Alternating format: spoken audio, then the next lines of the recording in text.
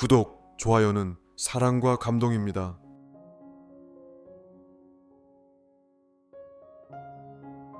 제목, 작은 기적의 오케스트라. 이탈리아 북서쪽 토스카나 지역에 자리한 작은 마을 피에트라산타. 화려한 로마나 피렌체처럼 유명하진 않지만 따뜻한 햇살이 내리쬐는 돌길과 소박한 광장이 매력적인 곳이었다. 이 마을 한 구석에 알레그로 음악학교가 있었다. 크지 않은 이 학교는 부유한 귀족 자제들이 아닌 음악을 사랑하는 평범한 아이들이 다니는 곳이었다. 아이들은 오래된 피아노와 낡은 현악기를 연주하며 음악을 배웠다. 음악학교의 선생님이자 지휘자인 마르코 선생님은 오랫동안 꿈꿔온 일이 있었다. 바로 마을 광장에서 열리는 봄맞이 연주회에 학생들을 데리고 나가는 것이었다. 그러나 문제가 하나 있었다. 바이올린이 한 대 부족하구나. 연습을 끝낸 뒤 마르코 선생님은 학생들을 둘러보며 한숨을 내쉬었다. 연주곡에 맞춰 5명의 바이올린 연주자가 필요했지만 학교에는 4대의 바이올린밖에 없었다. 그때 한 아이가 손을 번쩍 들었다. 선생님, 저는 친구들처럼 바이올린을 살 수 없지만 꼭 연주하고 싶어요. 그 아이는 루카였다. 작은 키에 마른 체격, 하지만 커다란 눈망울에는 음악을 향한 열정이 가득했다. 그는 항상 연습실 문틈으로 친구들이 연주하는 모습을 지켜보곤 했다. 마르코 선생님은 루카의 마음을 알았지만 악기가 없으니 어쩔 수 없었다. 루카야, 연습은 해도 좋지만 네가 쓸 바이올린이 없구나. 루카는 실망한 듯 고개를 숙였지만 곧 결심한 듯한 얼굴로 자리에서 일어났다. 어디선가 바이올린을 구할 방법이 있을 거야. 루카는 마을을 돌아다니며 바이올린을 빌릴 수 있는 곳이 있는지 찾아보았다. 그러나 누구도 선뜻 악기를 빌려주려 하지 않았다. 그러다 문득 음악학교에서 조금 떨어진 작은 골목에 안토니오 할아버지의 공방이 있다는 게 떠올랐다. 안토니오 할아버지는 한때 마을에서 유명한 바이올린 장인이었다. 그의 손에서 만들어진 악기는 따뜻하고 부드러운 소리를 냈다. 하지만 세월이 흐르면서 손이 떨리기 시작했고 더 이상 정교한 악기를 만들 수 없게 되었다. 그 후로는 고장난 악기를 수리하며 조용히 살아가고 있었다. 루카는 망설이다가 공방 문을 두드렸다. 들어오렴. 낡은 테이블 위엔 반쯤 고쳐진 악기들이 놓여 있었고 공방 안에는 오래된 나무 냄새가 가득했다. 안토니오 할아버지는 돋보기를 쓰고 작은 바이올린의 줄을 조이고 있었다. 무슨 일이냐, 꼬마야? 혹시 쓰지 않는 바이올린이 있을까요? 할아버지는 루카를 천천히 바라보았다. 그러다 창고에서 먼지가 쌓인 오래된 바이올린 하나를 꺼내왔다. 이건 내가 아주 오래전에 만든 바이올린이다.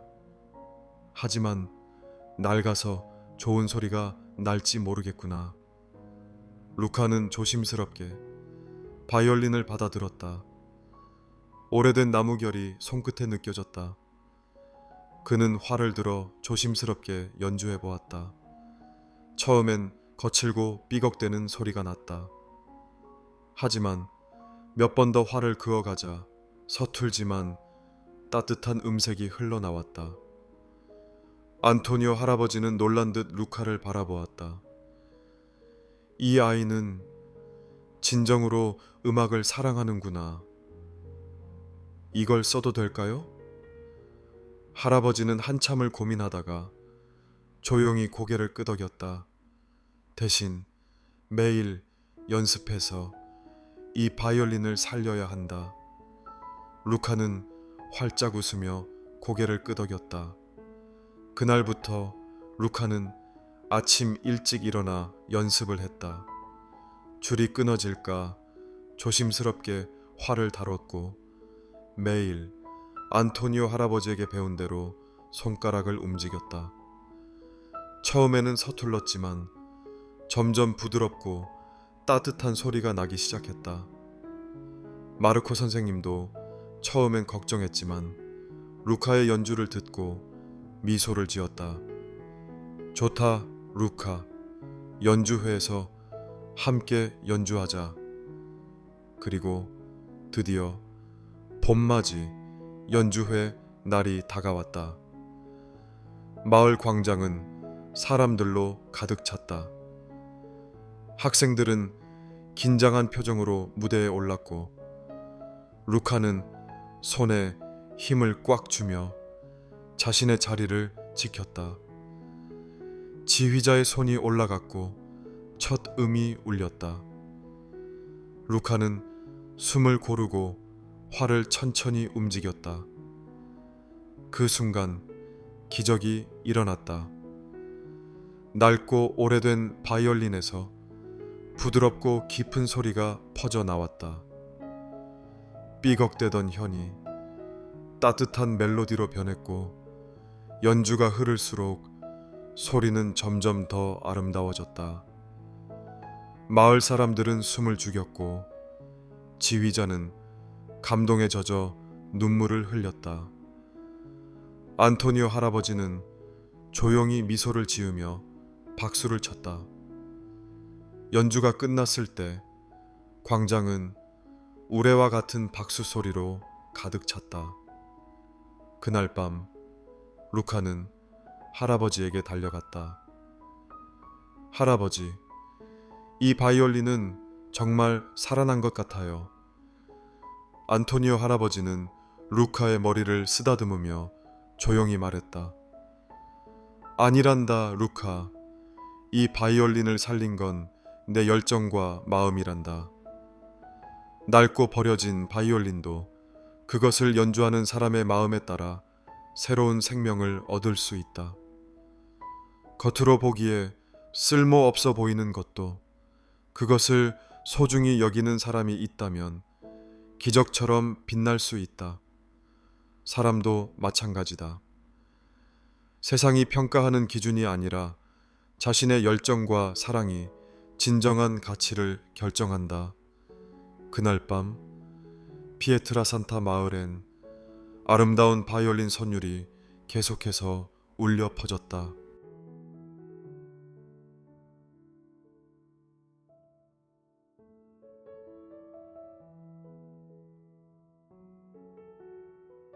제목 별빛 우체통. 프랑스 남부의 작은 마을 라베르느. 이곳은 관광객들이 많이 찾지 않는 조용한 마을이었다. 돌로 지어진 오래된 집들, 좁은 골목, 그리고 작은 광장이 마을의 전부였다. 그 광장 한쪽에는 낡고 오래된 빨간 우체통이 하나 있었다. 몇십 년 전까지만 해도 사람들은 이 우체통을 통해 소식을 주고받았지만 휴대전화와 이메일이 보편화되면서 더 이상 손편지를 보내는 사람은 없었다.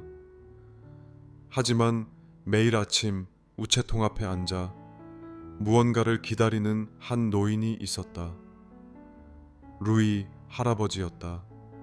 그는 매일 같은 시간 낡은 벤치에 앉아 우체통을 바라보며 한숨을 내쉬곤 했다. 그리고 사람들은 소공어렸다. 도대체 할아버지는 뭘 기다리는 걸까? 어느 날 마을에 새로운 우체부가 오게 되었다. 이름은 클레어. 어린 시절부터 손편지를 좋아했던 그녀는 우체국 일을 하게 된 것이 마냥 행복했다. 하지만 우체통을 열어볼 때마다 실망할 수밖에 없었다. 이번에도 편지가 없네. 우체통은 텅 비어 있었다. 그런데 클레어는 벤치에 앉아 있는 루이 할아버지를 발견하고 용기를 내어 말을 걸었다. 할아버지, 뭘 기다리시는 거예요?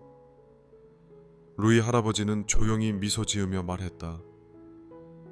50년 전 내 아내가 여기에서 편지를 보냈단다. 루이 할아버지의 아내 마리는 세상을 떠난 지 오래였다. 하지만 그녀는 생전에 남편과 편지를 주고받는 것을 좋아했다. 루이, 나중에 우리가 나이가 들면 손편지로 사랑을 나누자. 그러나 어느 날 마리는 심장병으로 갑작스럽게 세상을 떠나고 말았다. 그녀가 마지막으로 보낸 편지는 어디론가 사라져 버렸고 루이는 그 편지를 단 한 번도 받아보지 못했다. 나는 그 편지가 언젠가 도착할 거라고 믿고 있단다. 클레어는 가슴이 뭉클해졌다. 하지만 50년이 지난 지금 그 편지는 어디로 갔을까? 그날 밤 클레어는 오래된 우체국 창고를 뒤지기 시작했다. 먼지가 쌓인 서랍 속에서 낡고 바랜 편지 한 장을 발견했다. 발신인은 마리, 그리고 수신인은 루이. 클레어는 믿을 수 없었다. 이건 마리가 마지막으로 보낸 편지잖아. 그 편지는 우체국 창고 한 구석에서 오랫동안 묻혀 있었던 것이었다. 클레어는 편지를 조심스럽게 손에 들고 다음 날 아침 루이 할아버지를 찾아갔다. 할아버지, 마리 부인께서 마지막으로 보낸 편지를 찾았어요. 루이 할아버지는 눈을 동그랗게 떴다.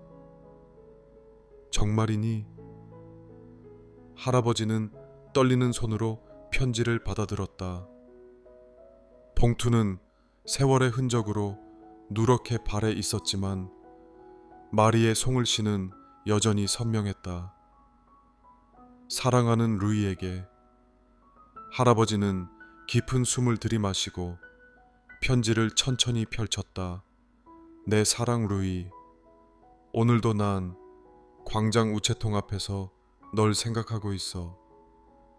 우리가 함께했던 순간들, 처음 만났던 날, 네가 나에게 건넸던 따뜻한 커피 한 잔, 내가 혹시라도 먼저 떠나게 되면 너는 나를 잊지 않고 오래도록 기억해 줄 거지?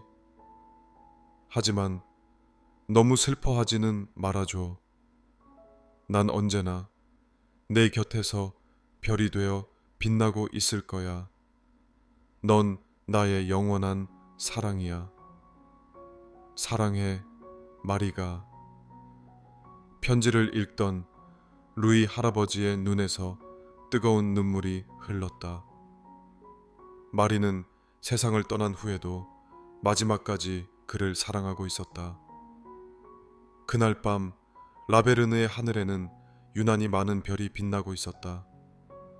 그리고 광장의 낡은 우체통 위에도 마리의 마지막 편지가 따뜻한 달빛 아래에서 반짝이고 있었다. 사랑은 시간과 공간을 초월하여 존재한다. 때로는 오랜 시간이 지나야만 그 의미를 깨닫게 되지만 진정한 사랑은 절대 사라지지 않는다. 50년이 지나도 편지 한 장이 남아있다면 그 사랑은 여전히 살아 숨쉬고 있는 것이다. 그리고 그 사랑은 마치 별빛처럼 언제나 우리 곁에서 빛나고 있다.